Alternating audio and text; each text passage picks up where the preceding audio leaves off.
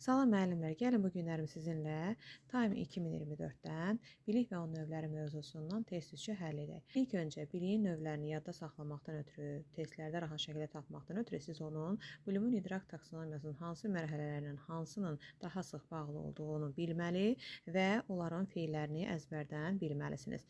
Qeyd edim ki, deklarativ bilik faktoloji bilikdir digər adı. O, idrak taksonomiyasını xatırlamaq mərhələsi ilə sıx bağlıdır və onun feillərini mütləq ki, o tapşırıqlarda görəcəksiniz. Burada əzbərləməlisiniz. Xatırlamaq, müəyyən etmək, adlandırmaq, əzbərə yazmaq, əzbərə danışmaq, tərif vermək, sıralamaq, göstərmək, təyin etmək, tapmaq, tanımaq, nişanlamaq, təsvir etmək, seçmək, uyğunlaşdırmaq. Konseptual bilik idrak taksonomiyasının ən sıx bağlı olduğu mərhələ anlama mərhələsidir. Anlama mərhələsinin feillərini mütləq siz həm əzbər bilməlisiniz, həm də mahiyyətini anlamalısınız. Anlamaq, qruplaşdırmaq, fərqləndirmək, oxşar və fərqlilikləri müəyyən etmək, şərh etmək, izah etmək, genişləndirmək, nümunələri gətirmək, interpretasiya etmək, parafraz etmək, qeyd edim interpretasiya və parafraz etməyin açıqlaması öz sözlərlə izah etmək deməkdir, şərh etmək deməkdir. Bu arada elə şərh etmək də aiddir, öz sözlərlə izah etmək də aiddir. Nəticə çıxarmaq, əlaqələndirmək, formalaşdırmaq, təxmin etmək, aid etmək, ümumiləşdirmək.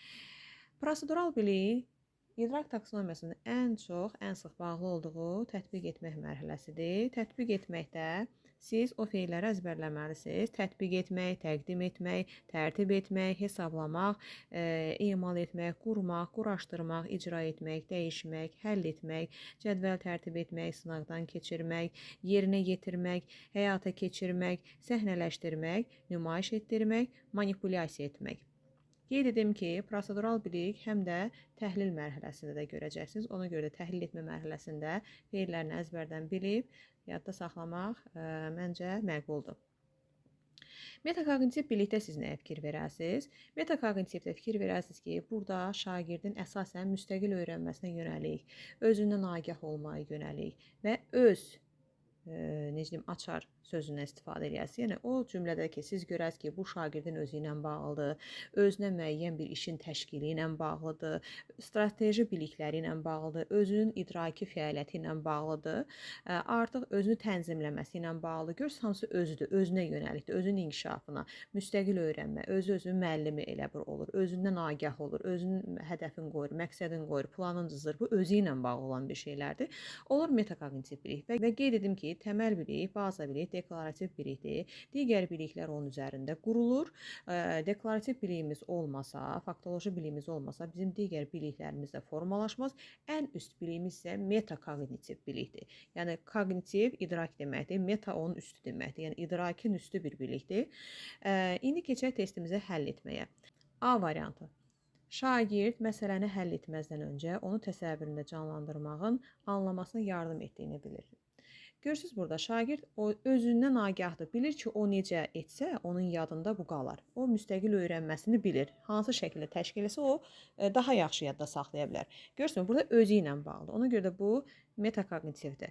A-ya gedir 1. B-də yazılır. Şagird yayda, okeanda, materikə doğru əsən küləklərin adlarını sadalayır. Görürsünüzmü? Neyniyir? Sadalayır. Sadalayır hansının feilidir idrak taksonomiyasında? Xatırlamaq mərhələsində. Xatırlamaq mərhələsi də hansı bilik növü ilə daha sıx bağlıdır? Deklarativ biliklə. Demək ki, 4-ə getdi B.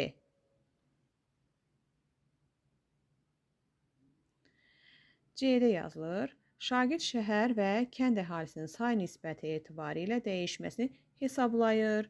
Hesablayır. İdrak taksonomiyasının hansı mərhələsinin feilidir?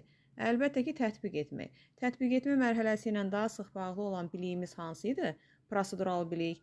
2-yə getdi C. D-də yazılır. Şagird sağlam həyat tərzinə təsir edən amilləri qruplaşdırır. Qruplaşdırır sözü idrak taksonomiyasının hansı mərhələsinin feili idi? Əlbəttə ki, anlama mərhələsinin. Anlama mərhələsi də hansı biliyimizdən daha sıx bağlı idi? Konseptual bilik. Ona görə də 3-ə getdi D variantı. Bax, bu şəkildə biz testimizi həll edirik. İndi bizim testimizin cavabı A variantı.